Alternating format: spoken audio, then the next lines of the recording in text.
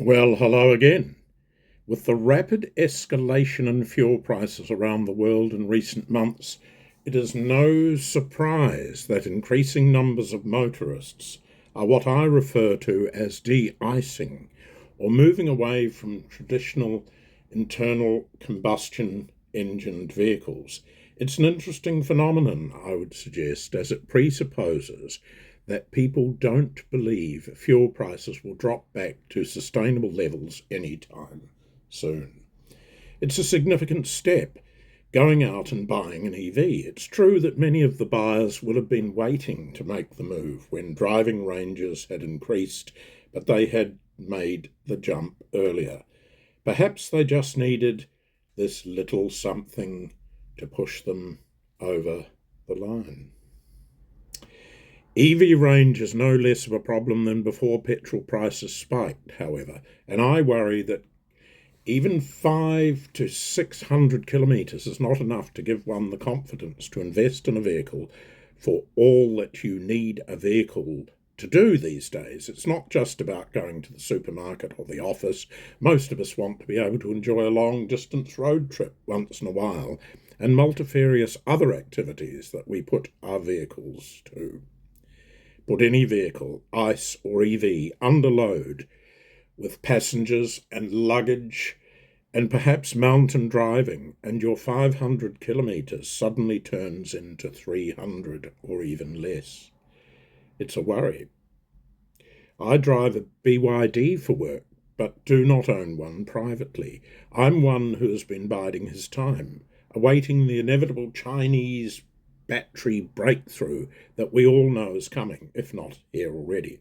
Get the range on a full charge up to 1,000 kilometres or more, and I'm in. It's as simple as that. I heard recently that a Chinese company, Contemporary Amperex Technology Limited, or CAT-L as it's known, has developed a sodium-ion battery, as distinct from lithium-ion, that will promise a range of 1,000 kilometres plus and a charge time from 0 to 100% in under 10 minutes. Absolutely astonishing. What a game changer. There is also talk that a 2,000 kilometre range will come soon after, with similarly short charge times. We cannot but wonder if we truly are on the cusp of a wholesale move to electric vehicles. Is this it? Is the time upon us? What's so amazing is that the Chinese can produce highly spec'd machines for an affordable price, almost like a Henry Ford Model T Ford concept for the modern times.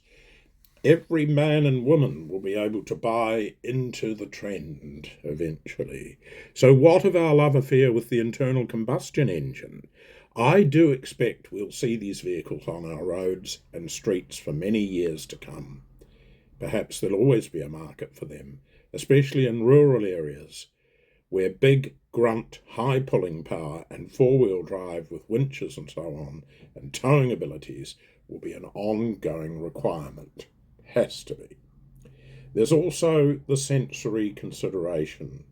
There's something magical about hearing the rumble of the engine, the sounds of the mechanics in action, the changing of gears, the engine braking on a steep downhill run, and so on. What could be finer?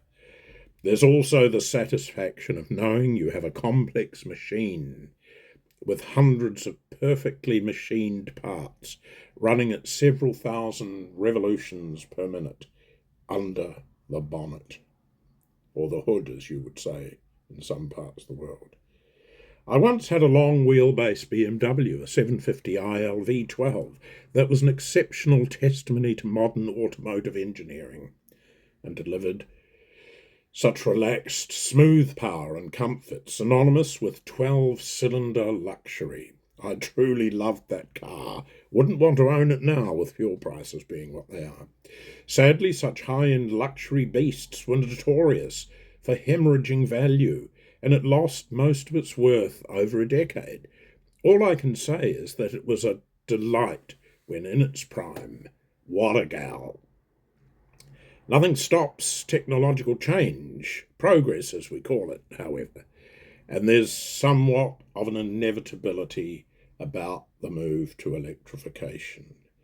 This is not to say that other power sources will not emerge or evolve, as I do believe humans, for all their wretched sins and faults, have the almost unbelievable ability to invent and develop things that exceed our wildest dreams. What we can barely imagine will be the norm in mere years, and for this reason it's a very exciting time to be alive. What an amazing world it will be in the years ahead. That is, of course, if we don't kill each other off in the meantime. Where there's light, there's always seems to be darkness. Where there's hope, it's tempered with despair. And where there's love, hate always seems to rear its ugly head. Take care, my friends. Until next time, just relax and enjoy your own company when you can. Dolce far niente.